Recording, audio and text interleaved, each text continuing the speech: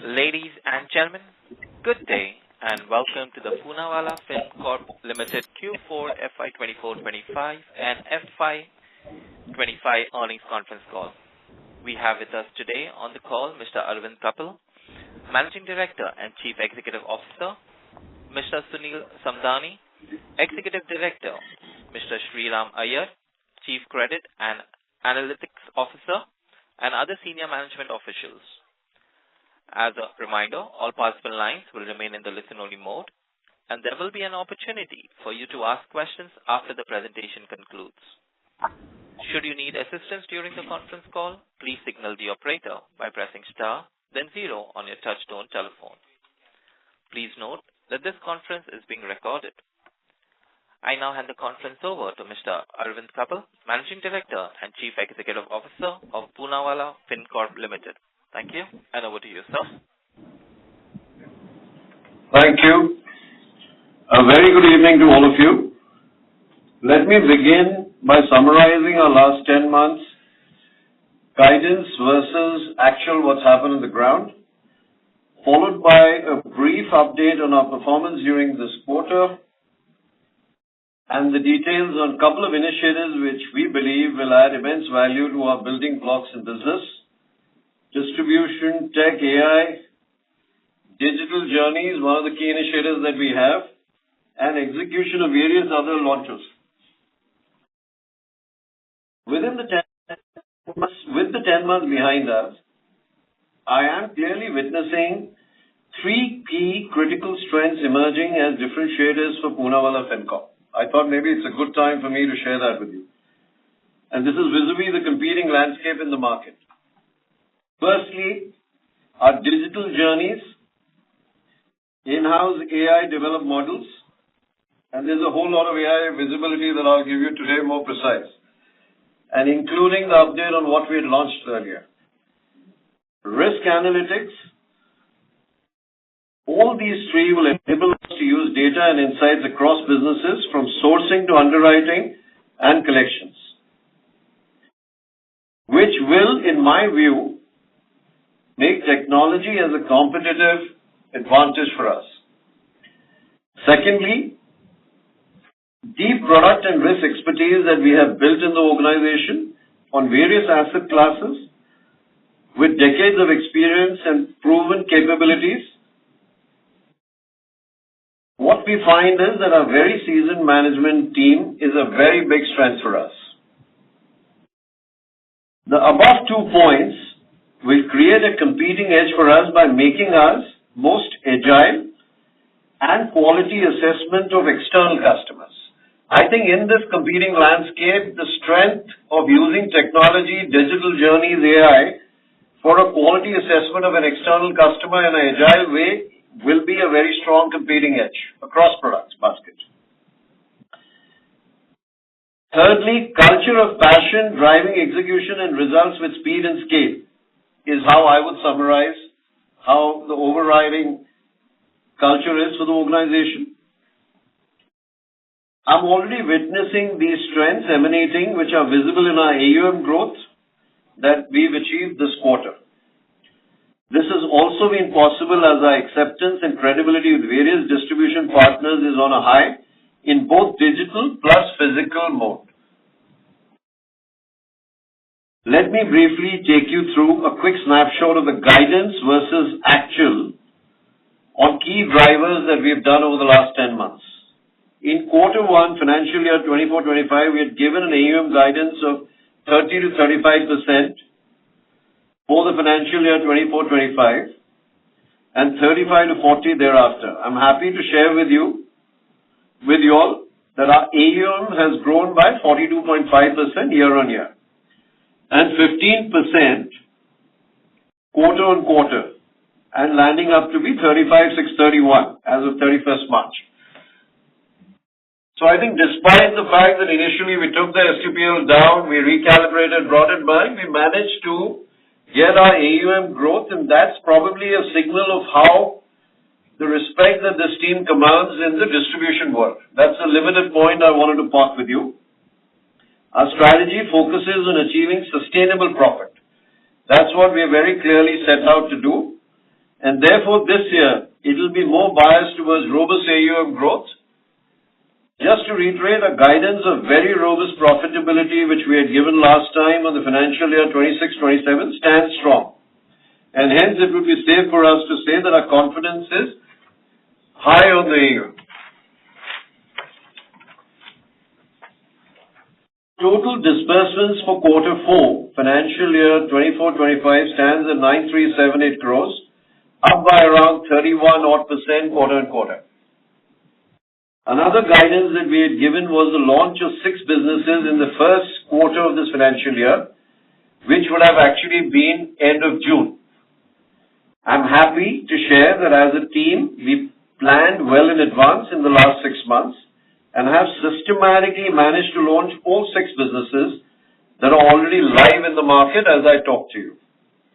Our aim will be to have a higher focus on the quality of processes for the first 4 to 6 months in line with our risk-first approach, and then gradually scale it up and bring momentum.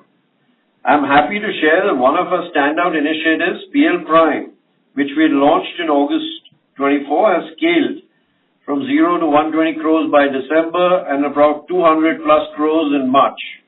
Just to give you a ground level sense of how certain businesses that we launch, even the very competing ones, we're managing to hold it with a certain momentum.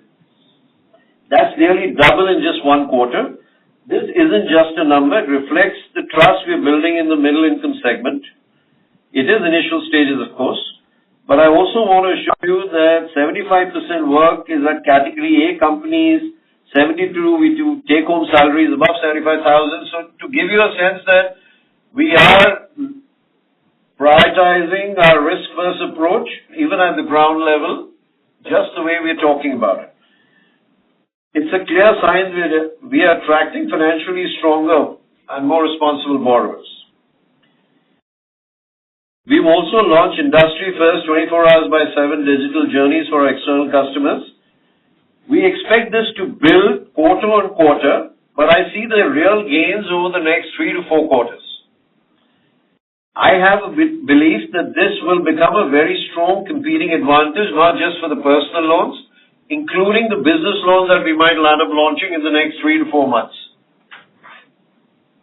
On the unsecured side, a 24 hours by 7 journey is going to be an innovation route where we build our risk appetite step by step, gradually, but very progressively. Our businesses have seen healthy credit calibration growth. To give you a sense of some of our existing businesses, LAP is now at 8,466 crores book, having grown at around 107% year on year and 24% quarter on quarter. Incremental growth has come at a healthy LTV of 51%. So we are adequately, sensibly lending. Similarly, business loan has grown by 47% year on year, 14% quarter on quarter at 5728 crores. The profiles that we have lent to are vintage businesses with healthy, robust cash flows. Regarding operating cost, we've already guided for approximately 50 odd crores per quarter as an incremental investments. We have successfully launched 6 businesses till date, with plans to launch another 400 branches in the next 4 quarters.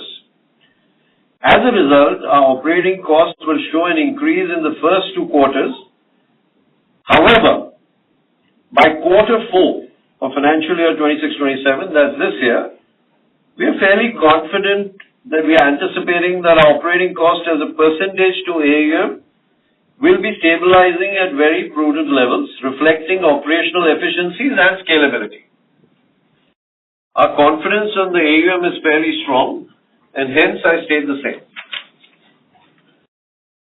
On the retail side, having credit calibrated our book, we are turning the corner on the risk-adjusted performance. For the digital personal loan, or you can call it the new STPL portfolio, the risk-calibrated approach check bounces have tapered down substantially by approximately 1/3. And we are very excited about this because there's a fair amount of work we've done on this.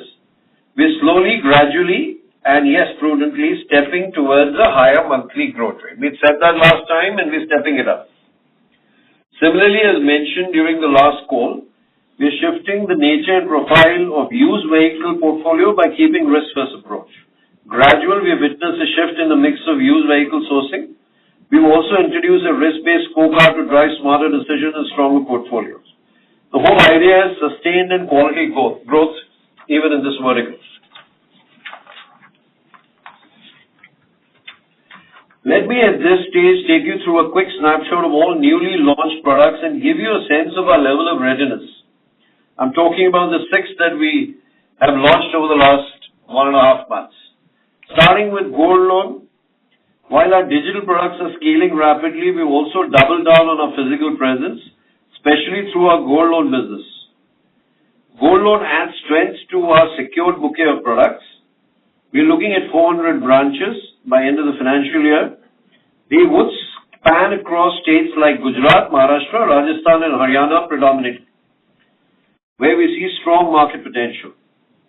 The idea behind expansion is to build strategic hubs in Tier 2, Tier 3 cities, locations that are underserved but rich in opportunity. These branches will be more than just gold loan centers. They will function as multi-product distribution points, helping us increase our share of the secured lending. Similarly, let's look at quick snapshot of commercial vehicles with an aim to bolster India's infrastructure, logistics and supply chain sectors. We've launched commercial vehicle loans, and have commenced disbursement in 3 key markets, Pune, Mumbai and Calcutta in the first month of the launch.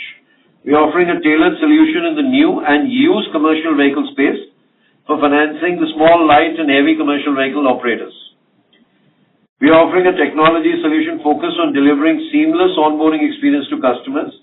In the next few weeks, we will be rolling out mobility solutions with 25 plus integrations through secure sources to validate KYC. Customer details, asset details, bureau, banking details, valuation and fraud checks. Key leadership teams across business and credit have been hired and onboarded. Further, to augment our distribution, we've empaneled 100 plus channels from strategic and CV markets. So this gives you a sense of these 2 businesses. A quick one on education loans. We've seen very encouraging response. It's just been 45 days and over 300 customer files at a ground level have already been logged in. We've got 25 educational consultants already tied up. In financial year 25-26, we aim to scale up our network to over 500 educational consultants ballpark, and we will play a pivotal role in helping us. These consultants, will play a pivotal role in helping us take this vertical to the next level. We already have built a 100-member strong dedicated education loan sales team, and through this engine, we plan to sanction and support approximately 3,000 to 4,000 students within this financial year in pursuing their higher education dreams. Yes, we have made it digital first, and yes, it's partly digital. We are offering an industry-first instant sanction solution, which no one in the industry has, including fairly large players in the market. And I think we're building on that model along with setting up the foundation for education loan business. Moving on to consumer durable, a space that holds immense potential for everyday customer engagement and growth. The early momentum has been quite promising. We are settling ourselves an ambitious yet achievable goal. We are looking at 210 locations across 10 to 12,000 dealer points by end of the financial year. This will give us fantastic visibility and the business model will create a fantastic customer franchise. We've also introduced a PFI in EMI card, which is designed to give customers access to pre-approved CD offers that they can utilize at their convenience at our dealer touchpoints. This is a huge step in my limited view, creating flexibility and accessibility in the way customers finance their everyday appliances and electronics. Shopkeeper loans, yes, we provided tailored financial solutions to small retailers and kirana stores. In first phase, we are operational at 44 locations and institutionalizing our systems for a customer-centric approach. At this junction, Let me quickly pause and move on to a very important vector for us to stay cutting edge. Let me begin by sharing the marketing and the role of AI and subsequent projects of AI. I think this is a very important initiative for us because we're going to look at tech as a very strong competing edge for Poonawalla Fincorp. Marketing is going to be one of the critical departments where AI will play a critical role for us. While the financial service industry has adopted digital engagement in a big way, customers are flooded with messages, we all aware, from multiple organizations. And there's a clear fatigue setting in. We've learned over years that the key to successful conversion lies in how effectively we communicate with our audience. So the extent of personalization and relevance in our messages is no longer optional. I think it's a very important, essential in today's markets. To give you a sense, we're building a full suite of artificial intelligence, both generative and non-generative capabilities across marketing lifecycle. These capabilities enable us to reimagine our customer engagement and marketing campaigns with higher productivity, creativity, and precision. I'd like to share a few examples of how we're leveraging the AI technology platform to improve our marketing efficacy. AI-driven customer targeting, that's one important area we're focusing on. One of the most significant advancements we've made in the area of customer targeting. By utilizing AI, we have created a highly granular micro-segments that mirror our best customers. This allows us to attract a high share of applications from top-quality prospects. Our algorithms analyze vast amounts of data to identify patterns and characteristics that define our ideal customers, enabling us to target similar profiles and precision. This data-driven approach ensures that we are reaching the right audience at the right time, resulting in improved conversion rates and better customer acquisition outcomes. At scale performance, we're looking at marketing optimization. In the realm of digital marketing, we are conducting over 100 experiments across our web and app platforms. These experiments involve various lines of communication tailored to specific customers, locations, languages, and other vectors. This continuous optimization process will help us reduce the cost of acquisition in the long run. By leveraging AI, we can dynamically adjust our strategies based on real-time data and insights. This also gives us a huge strength of increasing our digital lending business end-to-end done on our websites and on our app. This can be game changer, like I said, over the next 3 to 4 quarters. Building a comprehensive MarTech stack, yes, we are scaling our customer base. We are investing in a full suite of marketing technology, tools designed to maximize customer lifecycle value. These tools enable us to perform end-to-end channel measurements, campaign automation, and delivery. Currently, we're running over 80 retargeting campaigns daily across the acquisition funnel, zero human intervention. This automation not only increases efficiency but also allows us to maintain a high level of personalization and relevance in our messaging. We're continuously strengthening the stack to reach the benchmark standards of consumer tech companies. Our goal is to build a robust, scalable, data-driven marketing ecosystem. That's the crux. Another important area is website transformation, and can we use AI for it? We've recently undertaken a complete overhaul of our website design to meet best-in-class design and personalization capabilities. This transformation aims to provide seamless, engaging experience for our customers. New capabilities to give you a sense like self-serve customer portal, QR code-based referral journeys, and credit score checks powered by the bureaus, Civil and Experian. These features empower customers with greater control and convenience. Transparency has been a cornerstone of this transformation. Customers now will have complete visibility into their journey. Looking ahead in phase 2, we plan to further enhance our websites with a multilingual interface at 24-hour support powered by conversational AI. 5 new languages for broader inclusivity. an integrated data platform with hyper-personalization for real-time and tailored recommendation, and an AI-powered interview system to streamline recruitment. These are the four fundamental ones for our website transformation between what we've already done. As I engage with my marketing team, I'm gaining deeper insights in today's consumers. They are no longer passively looking at traditional ads, but are instead consuming content in diverse forms across multiple platforms. We fully recognize that at Poonawalla Fincorp. This shift in behavior requires us to adapt as an organization and meet our customers where they are with content that resonates. Generative AI is playing a pivotal role in this transformation for us. It's helping us scale our content creation processes, enabling us to produce high quality personalization content across formats, text, images, videos, and more, and unprecedented speed and cost efficiency. This allows us to engage with our customers in a meaningful ways while also driving a higher productivity. While we are excited about the transformation potential of AI, we are also mindful of the associated risks, and we are managing them with full responsibility. At the outset, I had shared analytics and AI are clearly emerging as key strengths which will play a big role in all the models which we are creating and building in-house.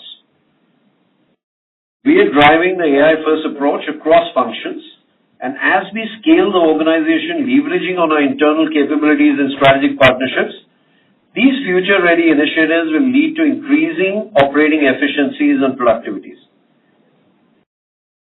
We had, for a quick snapshot again, we had announced 7 precise AI projects in the last earnings call. Let me give you a quick update on the progress. I began with credit underwriting. We had deployed AI powerful tools to streamline operational aspects of the underwriting process. These tools assist in reading, validating, and organizing inputs, data, along with taking care of the basic communication to customer and field investigation agencies. This helps in improving turnaround time and productivity for our credit managers in retail lending, thereby accelerating human decisioning and enhancing risk management. We have already shared that this is leading to 35-40% increase in credit managers' efficiency, and we've already launched the first phase of this. In debt management with the aim of enhancing efficiency, we now have capability to have micro strategies along with customer profiles, communication channel, and engaging timings on a unified platform.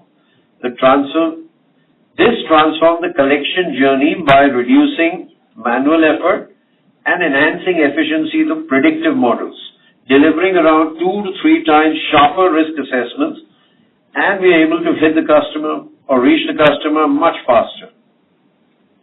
In audit, we have collaborated with ServiceNow to deploy generative AI solutions for improving audit and governance.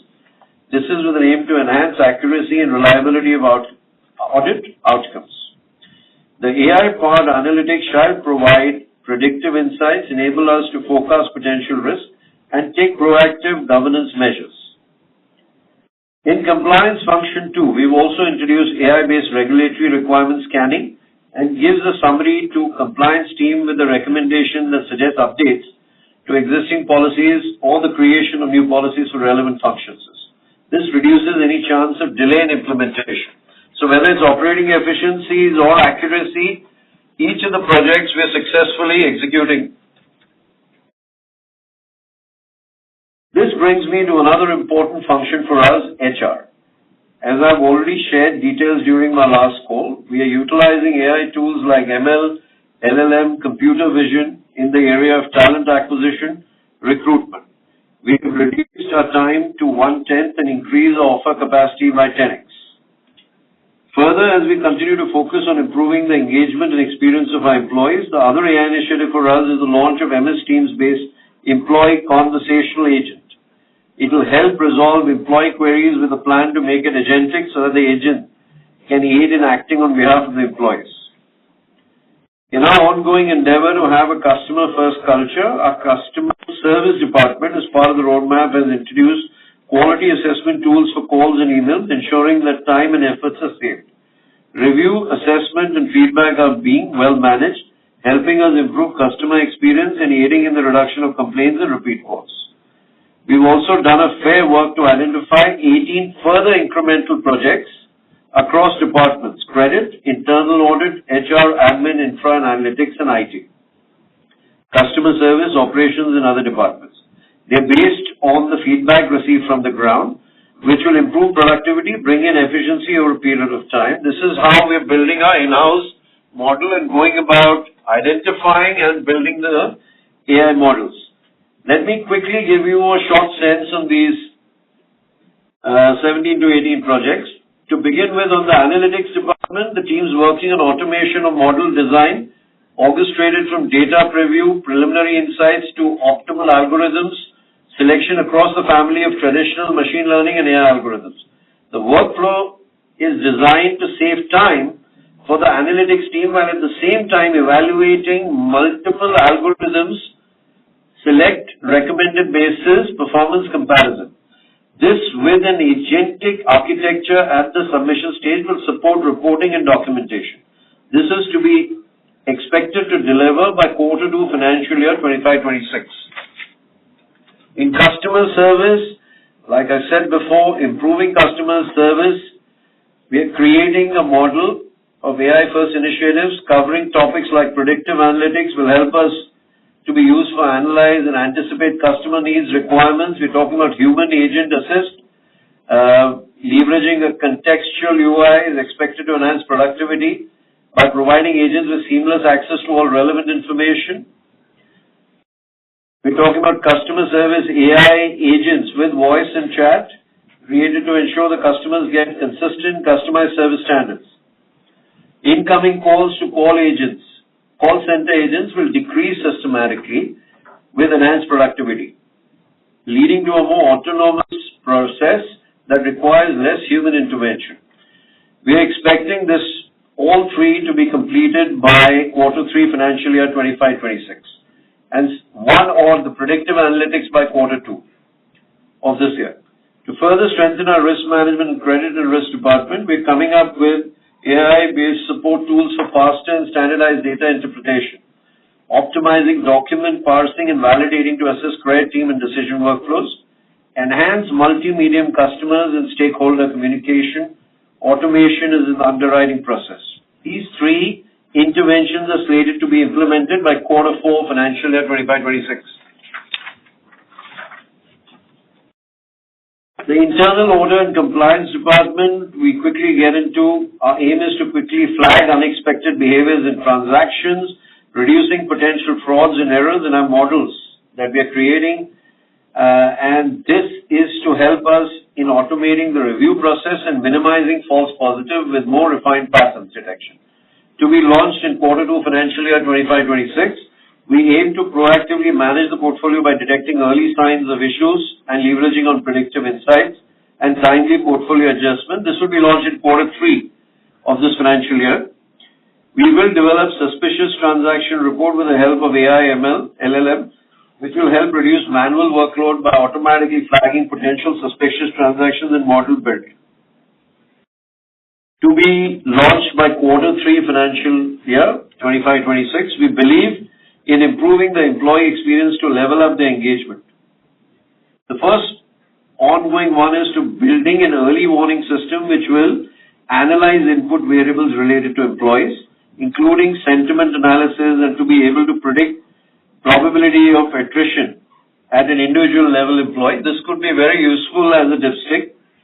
The AI system will keep on learning from every event. That's the important part. So, couple of quarters down the line, I expect this to start giving us much more multiple learnings on which we can build new models. This is likely to be implemented in Q2 of 25-26. The second one is skill building and enhancement assistant for employees as well, to be launched and implemented by Q3 25-26. Since we plan to launch 400 gold loan branches in the current financial year, we will introduce AI-driven solutions for infrastructure team, which will check the final draft vis-a-vis hard copy agreements received, alerts to any deviations and ensure manual effort. This will be implemented in Q1 financial year 25-26. Similarly, AI system will assist legal documenting vetting as well. By the time we go live will be Q2 25-26 financial year. In IT as well, we're building in two broad areas with the launch of new product lines like education loan, commercial vehicle loan, shopkeeper loans. It's increasingly critical to track the performance and progress of each product line. This will mean increasing requirements in our reporting capability. So with the objective of optimizing and reducing turnaround time for reporting so that businesses are empowered, operational teams are enabling to generate reports. It's envisaged to launch Dart Genie, which would enable the business and operations team to directly send report requests to data lake in a natural language and in return get the desired reports without any IT intervention. This will basically make it much more quick on the go. Build Buddy, this envisioned solution is an integrating co-pilot with the existing toolkit which would enhance the efficiency of the development teams to build and deploy much faster. This would increase IT teams' output per unit of investment in the resource pool, while reducing the overall cost of development and deployment. This is expected to go live by Q4 financial year 25-26. Finally, in operations, AI tools will be implemented for RC limit management to give you a sense that will analyze diverse data, including the post-disbursement document details, branch RC limits, and other critical factors. This enables accurate complaints recommendations and automatically adjusting the risk limits. This will help the organization systematically process large volumes of data and add seamlessly to organizational requirement to go live by Q2 financial year 25-26. In operations, governance, auto and DQI report will be used for predicting and enhancing accuracy of credit information company reporting. Leveraging AI-driven methodologies, this can streamline and optimize data management processes, ensuring that customer data is precise and up-to-date. It will identify discrepancies, rectify them proactively. To be expected to go live by Q2 financial year 25-26. Now let me give you a quick sense on collections. Over the past few quarters, we've significantly enhanced our collection processes and now focused on fortifying our progress. In the last 6 months, we've improved forward collection efficiency by 9 to 10% in one of the toughest product lines, and early bucket flows have moderated by more than 40%. This gives us great confidence. 3 pillars, I believe, have given a lot of strength to our collections. Extensive use of advanced analytics, technology advancements, integrating digital and physical collection stack, strategy and line teams embracing these changes. Effective data usage has shown that prioritizing and risk grading of borrowers enhances operational efficiency substantially.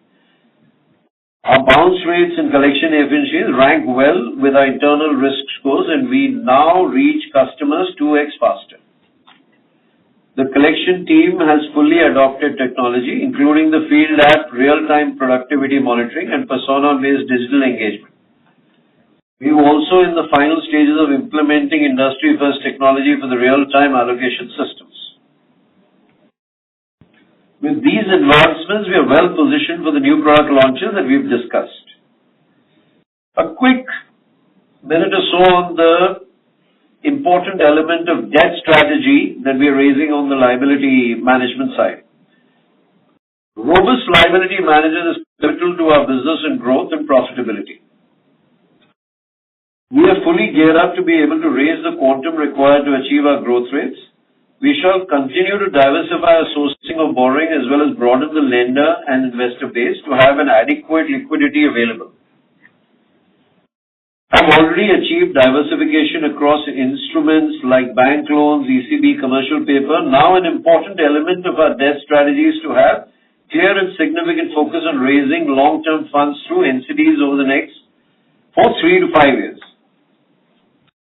We have recently raised 1,525 crores through NCDs in April 25, which is in public domain. This issue was a fantastic success with competing pricing and participation from top 5 mutual funds and a bank. With this, NCD contribution increased now up to 12% of the total borrowings, as against the 6 as of March 25. Our debt strategy will have a bias to long-term funding through NCDs, and our strategy will be a prudent balance of long-term funds and cost of borrowing. Our priority will be biased towards long-term funds. That's the limited point I wanted to park on the liability side. With that, I've covered almost all the vectors. Thanks for your patience. I did cover the AIP a little in excess, but I thought it's important because it's important for the company. With this, I would like to hand over to Sriram to give you a flavor of risk management and where we stand. Thank you, Arvind. Good evening, ladies and gentlemen. The lending landscape has witnessed recent changes via regulatory guidelines aiming enhanced transparency, protecting consumers, and harmonizing lending norms across financial institutions. This, coupled with a steep repo cut of 50 basis points in the last 2 quarters, intends to boost our country's economic growth. With this emerging backdrop, Poonawalla Fincorp is geared and well positioned from a risk management standpoint. We are ensuring a well-calibrated AUM growth with risk diversification through launches of varied products, along with consistently strengthening the existing product suites. Now, let me give you a glimpse of the asset quality. Our first EMI bounces improved over the last quarter by more than 25%. Sequentially, our overall credit cost, which was 348 crores in Q3FY25, came down to 253 crores in Q4FY25, resulting in a significant reduction in the credit cost by 27%. The erstwhile STPL portfolio, which was at 21% of the total on-book AUM as of September 24, had come down to about 15% as of December 24, and further now it is down to about 8% as of March 2025. It is important to note that 80% of the residual book is zero DPD, and we do not expect any increased stress of the residual book. Last quarter, we had 520 crores of write-off in the erstwhile STPL, which included 163 crores of accelerated write-off. I would like you all to take the note that there is no accelerated write-off in Q4FY25, and the policy write-off is only 141 crores. Our overall credit cost for erstwhile STPL has come down to 137 crores in Q4FY25 as compared to 200 crores in Q3FY25. That is a reduction of 33% over the previous quarter. This makes it quite clear that the erstwhile STPL issue has been addressed, and with significant improvement in collection efficiency, we are in control of the residual book. As I move on, I would like to appraise you all on the key building blocks the team has focused on by re-emphasizing sustainable profitability through a calibrated risk management approach. First and foremost, with respect to risk framework, the rigorous recalibration taken up by the risk team with month-on-month tracking and cohort-level decision variations on the existing book has meticulously yielded reduction in the early delinquency. And I spoke about this on the first EMI bounces earlier. The team is closely monitoring our Prime PL24/7 that was launched, the industry's first end-to-end digital product, which is tailored with enhanced credit swim lanes to augment the credit decision journeys. The decision engine is supported by insights driven by alternate data, digitized information, company risk categorization, and much more. You will notice a strategic move of the secured product launches covering gold loans, commercial vehicles, educational over and above the existing secured product. There is a clear drive to improve the secured mix in the overall AUM. Point number 2, furthering the focus on strengthening and enhancing efficiency of the physical credit underwriting framework, PFL launched an industry-first AI-powered credit decisioning aimed at boosting the credit manager's productivity by 40% in retail lending. In partnership with IIT Mumbai, This solution combines artificial and human intelligence to automate the credit evaluation processes. By analyzing multiple data points, the solution helps credit managers to make quicker decisions while ensuring accuracy, efficiency, and scalability. In the next phase, PFL aims to evolve the current AI functionality to more sophisticated self-learning AI model. This will leverage powerful deep learning algorithms, enabling autonomous decision-making and continuous system improvement through pattern recognition. Multimodal communication capabilities will further solidify PFL's leadership position in technology-driven financial services, providing agility while ensuring the best risk management practices. On the credit and fraud risk decisions, we are leveraging multiple solutions at a cohort level, driven by varied sources of information across credit history, alternate data, banking information, via account aggregator, GST, partnership data, and much more. In-house calibrated models are augmenting the risk management framework, supporting decision around auto rejection, differential credit swim lanes, higher deviation authority, exposure limitation, and pricing.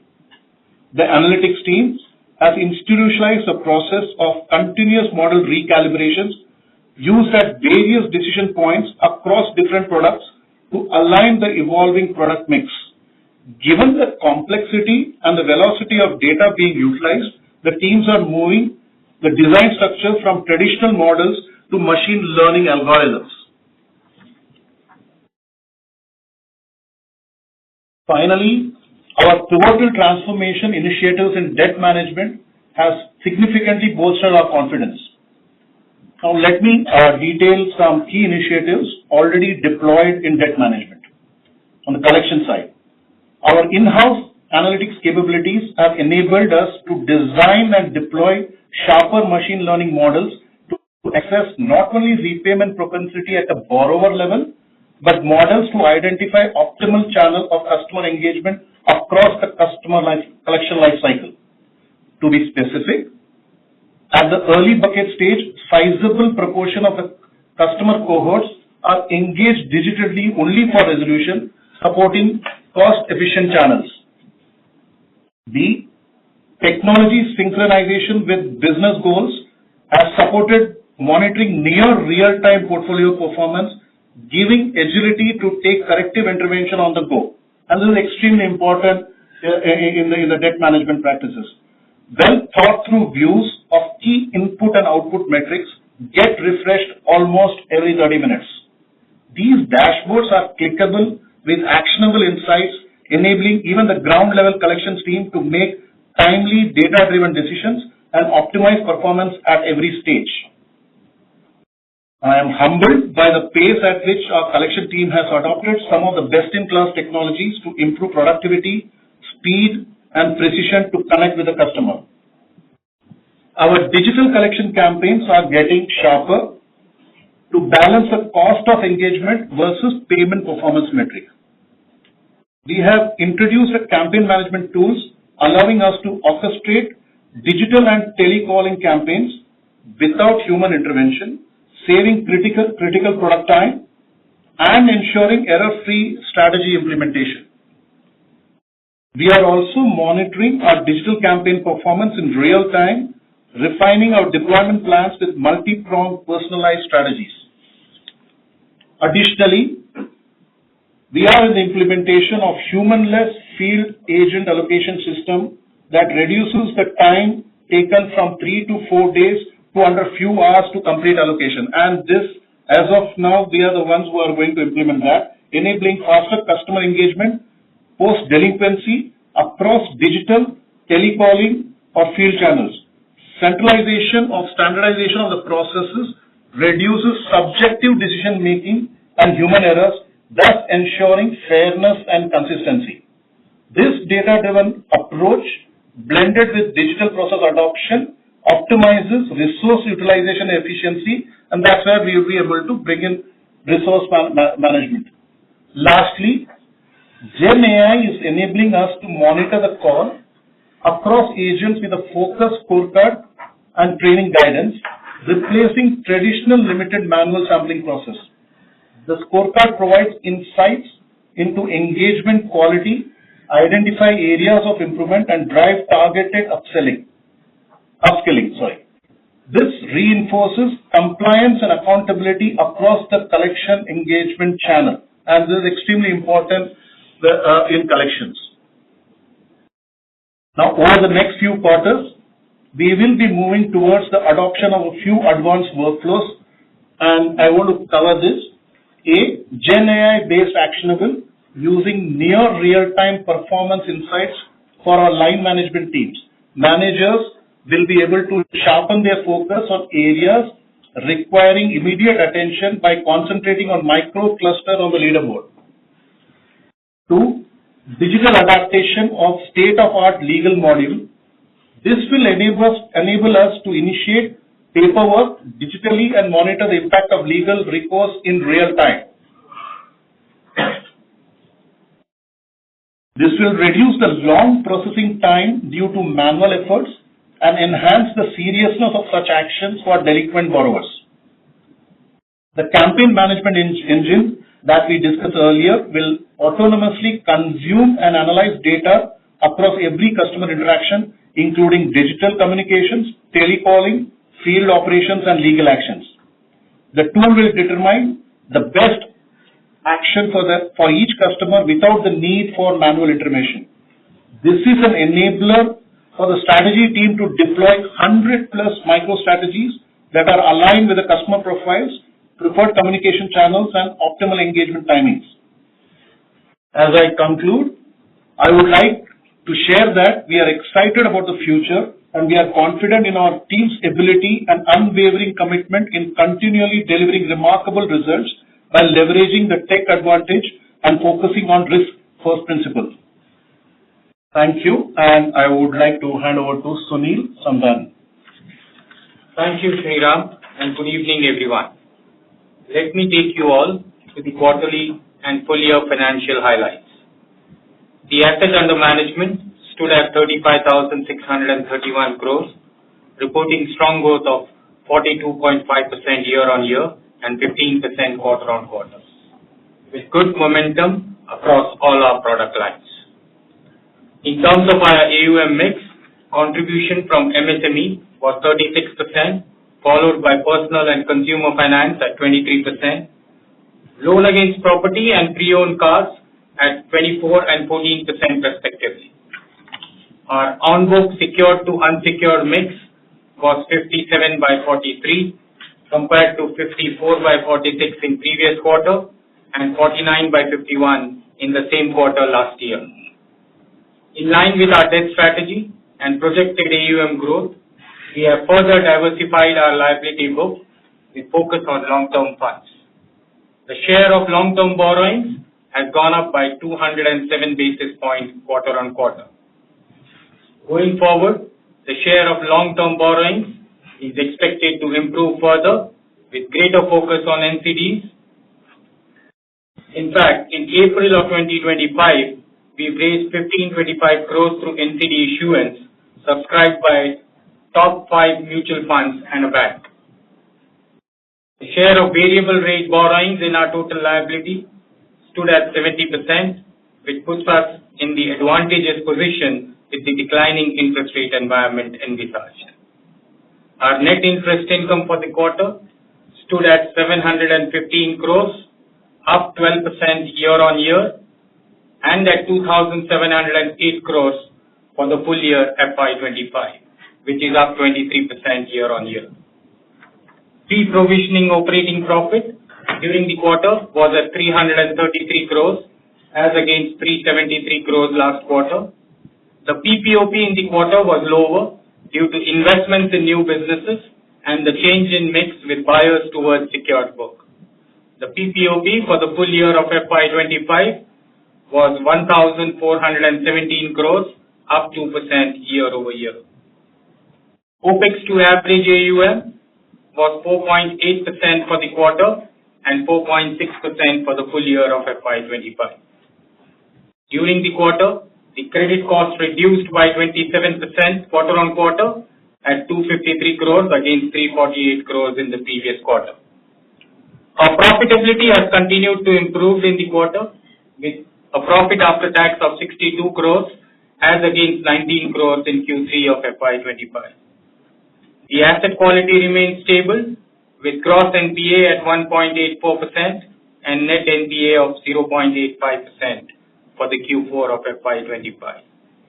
The provisioning coverage ratio stood at 54.47%. Cost of borrowing remained flat quarter-on-quarter at 8.07% despite an increase in share of long-term borrowings. Our debt-to-equity ratio stood at 3.2 times. This gives us enough headroom for our growth. Our capital adequacy continues to be healthy and comfortably above the regulatory requirement at 22.94%, of which the Tier 1 capital is 21.67%. The LCR, the liquidity coverage ratio, stood at 126% as of March 31, 2025.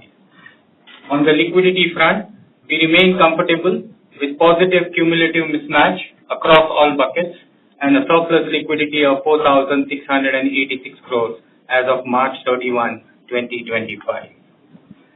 Thank you, and I would now like to open the floor for question and answer session. Thank you. Ladies and gentlemen, we will now begin the question and answer session. Anyone who wishes to ask a question may press star and 1 on their touchtone telephone.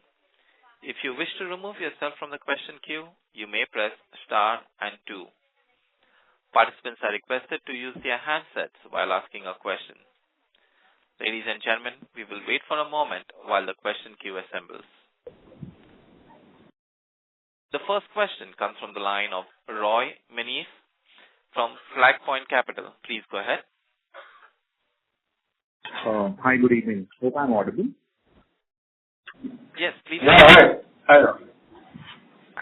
Hi.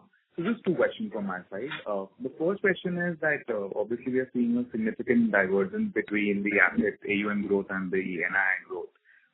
Can you give us a guidance or some sort of indication in terms of how will it trend going forward? Sure. Because I'm assuming that you are investing in secure businesses, more prime customers, etc., because of which the divergence is quite high. But FY27, FY28, how would it trend is something that I wanted to ask. Was my first question. Sure. I think not a specific guidance, but I'll give you an answer which will give clarity. AUM growth, because you see a diversification and our acceptance in the market of distribution. So we are sticking to whatever guidance we're given on the AUM growth. It is moving better than expected, and it should continue on a robust scale from here on quarter on quarter.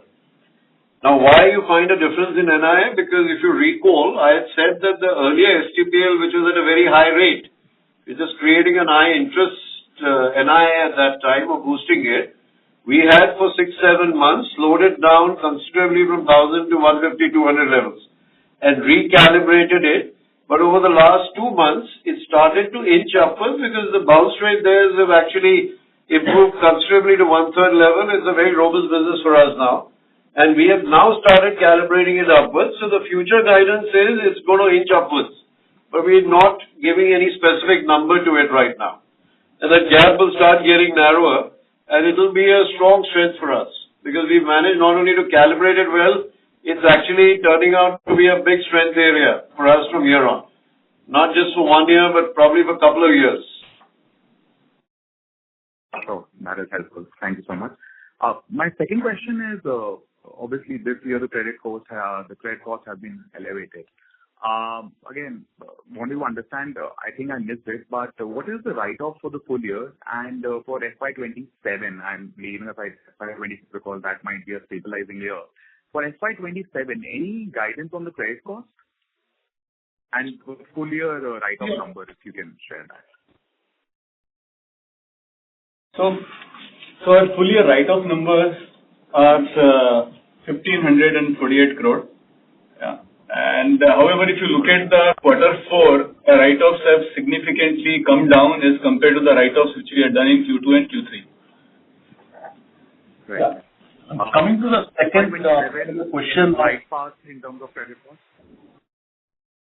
So, see, in the last 10 months, all our credit underwriting for incremental businesses, which we have risk recalibrated, every signs are showing better than industry trend. However, I would like to see the seasoning it out in the next 3 to 6 months before we put it out as a regular information to all of you. But just to give you a sense that every business that we have come in after the 10 months that we've been here, the calibration is showing better than industry across products. So be very clear, because risk first is not just English for us. This is the way the business, we not only have capability to grow AUM, we have very serious capability to conduct risk roads well calibrated enough that you will see scale of business and risk well calibrated. So in this area, as an MD, I can tell you that we'll only get better and better, and we'll probably strive to be the best in class on risk. Sure. That is helpful. Thank you and all the best. Thanks, sir. Thank you. The next question comes from the line of Chintan Shah from ICICI Securities. Please go ahead. Hi. Thank you for the opportunity. Firstly, on the OpEx piece, so I think strong growth, OpEx to AUM has also inched up for this quarter, and we have guided that it would be higher for another 2 quarters post it settles down. So any broad ballpark number on what could be the prudent level which we are looking at, OpEx would settle in this ballpark rate, so that would be helpful. First is on that. See, Chintan, sorry, you finished. Sorry, I thought you finished. Sorry. Over to you. Yeah. Sorry, should I ask? Is the question over? Yeah, no. Let me answer the operating cost piece first. You can ask your next question. Would that be fair? See, on the operating cost, we already guided for around 50 odd crores a quarter. Now, the minute you launch 6 businesses and you launch 400 new, there will be a temporary percentage to AUM increase, while our AUM is going to be very robust. But as a direction, a year down the line, which means March, 12 months later, we are internally aspiring to see a decline of the operating cost to the percentage of AUM. So I've said a prudent measure, prudent levels reflecting operational efficiencies and scale. Internally, we put on ourselves that we probably should be in a position to have an operating cost with a slight declining trend. Okay, sure. And secondly, on the capital, if I look at the capital consumption, so we have almost consumed 1100 bips capital during the year, and now we are around 22% on capital adequacy. So in this year, can we see, given the strong growth momentum which you're looking at and the limited ROE profile, do we expect any fundraise in the near term? I think if I look at the crystal gaze, then we probably would look at early next year. Sure. Early next year means calendar year, right? Yes. We'll see calendar to financial year. Okay, sure. We're not giving any guidance on that, Chintan. Let's just keep it open. Sure. That is fair. And just lastly, on this environment, if we see many players, they have been reporting some hinge of in the asset quality, some decline there. But given that we are growing at a very stronger pace and getting market share, also do we see any risk to our growth, or probably if things are to go bad, do we trim our loan growth estimates from here on? Could that be a possibility? If you look carefully at the minute details, other than the fact that this management team has a fantastic credibility with the distribution, which is playing out very well with our growth, we are also, if you notice carefully, investing in digital journeys. We're investing in 24 hours by 7 across the salaried. We're working on something on the business loan, which are probably the first of its kind. We've launched 6 businesses. All these 6 businesses, even if you look at the base effect, you might see the percentage of AUM growth on the robust level. And the whole idea of diversification was, one, from a risk perspective, which is priority 1. When you have 10 to 12 products, The diversified risk is substantially more manageable at all times in years to come. And the second is, if you want sustained profits and sustained growth, you need a representative pool of businesses to help you grow. So our confidence is that the base we are at and the kind of products we've launched, I think the guidance is, if you notice also, Chintan, every guidance that we gave even 10 months ago, despite the multiple challenges, as a team, I think we've stood by or exceeded most of them. And that's going to be our endeavor from here on as well. We see robust growth ahead. And I think if the economy is operating at healthy rates the way it is right now, I don't see any concern. So, and just lastly, Every quarter will get stronger, both on the quality of risk and asset building. So, and just Sorry, over to lastly you. on the sorry, and just one lastly on the ROA for FY27. So any ballpark range on what kind of ROA are we looking for FY27 or 26, given that it would be a robust year, and the ROA range probably for the secured business and the unsecured business, if you could just give any ballpark range of that would be useful. Yeah, that's it from me. The ROAs will, in my view, keep improving. Because remember one thing, I've said that our new STPL book also, we've started building, which is fairly decent ROAs. Our business loans are moving up quarter and quarter. So I think we are very optimistic. I've given a clear guidance of 3.5 in 3 years from the day I joined. And it's 10 months gone, so you can subtract and do the maths. We're looking at 3.5. So I think you will at some point start inching upwards. The AUMs, I can assure you, are all being constructed at 3+% ROAs and fairly robust, sensitive to the ROA models that we are trying to build. So I think it's more about mixing of the portfolios and gradually with every quarter getting better. Sure, I think this is very helpful. Yeah, I think that's it from my side. Even our guidance for profit for 26-27 looks clear and strong, which we had given last quarter. I'm just reassuring that it looks fairly on robust scale. Yeah, this would be largely on the back of lower OPEX and improving credit costs, right? Yeah, so OPEX in 4 quarters, I think we should, measure us in OPEX in my limited view every March for the next 5 years, and we'd like to keep it efficiency improving every year. That's going to be our internal passion, what we assess as something we could pull off. And I think we are working on a very well-calibrated model and fairly tightly measured. And every step that we take, we are trying to make sure that our commitment stands strong. Now with 10 months, you can measure us as all the commitments we gave and what we've achieved so far. So, thank you for answering all my questions. Thank you and all the best. Thank you, Jim. I think we take one more, I guess. Thank you. Ladies and gentlemen, if you wish to ask a question, please press star and 1. The next question comes from the line of Abhijit Tibrewal from Motilal Oswal Financial Services Limited. Please go ahead. Yeah, thank you for taking my call and for course taking my question. I wanted to understand 2 things, sir. First, I mean, how are we thinking about distribution? I recall when we had put out the press release for the launch of our gold loan business, we had spoken about, I think, 300 to 400 branches that we plan to add. But how are we thinking about approaching the distribution for the other 5 newer businesses that we have launched? That's the first question. And the second thing is, so when you joined, you've spoken about OPEX to the tune of about 50 crores higher for the next 6 quarters.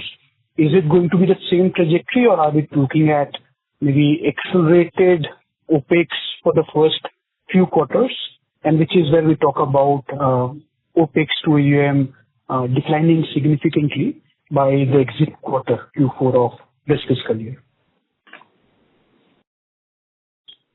All right, let me start with your second question because I gave some color to it just some time back. I think on the operating cost, It might go slightly higher in the next 2 quarters, and then it'll start tapering down is my assessment. And like I said, Q4 this financial year, we should be able to get fairly prudent levels vis-a-vis this March to next March, and we should be on pretty solid expectations in terms of efficiencies and scalability that we are trying. That's one. Your first question was regarding distribution of each of the businesses. See, each of the businesses, if you see carefully, has a very distinct distribution. For example, branches which we are opening are going to be gold loan branches. So even if you see these branches, they have a headline of gold loan. So they're going to be focused gold loan branch. If you look at each of the business, consumer durable is more at a point of sale. We're focusing on tier 2, tier 3 cities, and we've received very robust feedback and promising start that we've had. Our risk calibration is very tight. So at the point of sale, I've said around 10 to 12,000 outlets is what I'm looking at within the 4 quarters.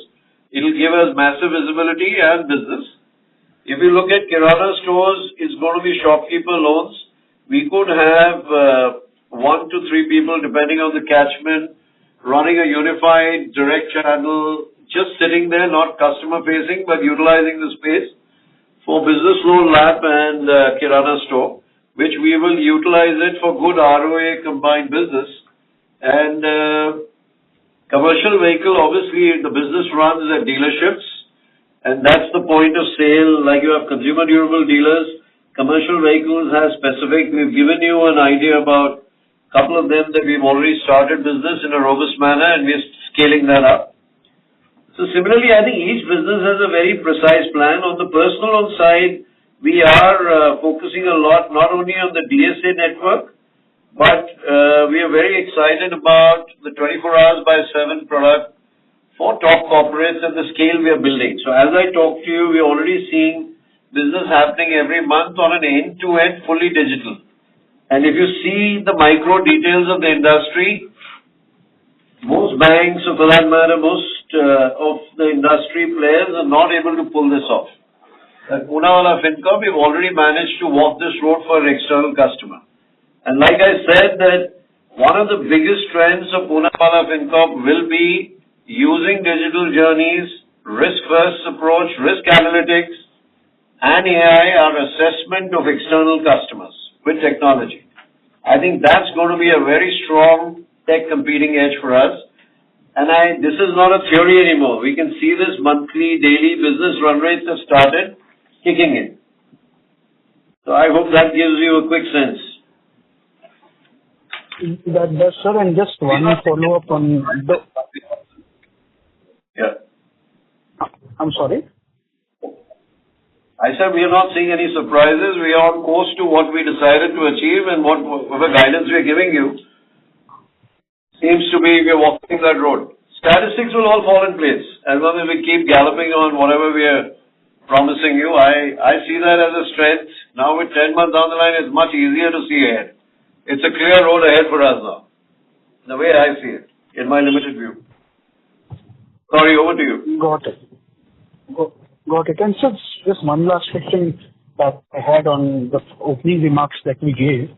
I think during the call we shared that 80% of the residual STPL book is now zero DPD, and we are not expecting any additional stress from the residual STPL book. So suffice to say that, going forward, maybe in the next couple of quarters, there will be no accelerated write-offs or higher credit costs coming out of the residual STPL book? I think if you carefully go through the transcripts of what Sriram explained, 2 things in my understanding which we look fairly confident on. One is, we've not done anything which is called accelerated write-off. We've just had normal flows. There's been no surprise this result per se in terms of the way we move quarter on quarter, in terms of whatever guidance we gave and whatever confidence so far we've been exuding. I think the worst is behind us in a limited sense. He told you the credit cost technically in the quarter is visibly down. He said 80%, if I'm not mistaken, is looking zero DPD of a book which is probably 7.9 or 8% of the total. So that used to be, I think, 24, 22 or something. 21, and it's down there, and I'm expecting that to rapidly reduce as we proceed in this quarter. And I think we are looking, I heard him say that we look totally in control. And I think collection efficiency is rapidly improving, and I think the best test is you've seen the credit cost decline itself probably validates that. So to answer to your question is, I think the worst is behind us, and like I say, the horses are on the courses. And I think we're galloping with a clear view ahead is my assessment. Got it. That's all from my side, and thank you very much, and I wish you and your team the best. Thank you so much. Thank you. Thank you. Ladies and gentlemen. Thank you. Ladies and gentlemen, we take that as the last question and conclude the conference of Poonawalla Fincorp Limited. Thank you for joining us, and you may now disconnect your lines.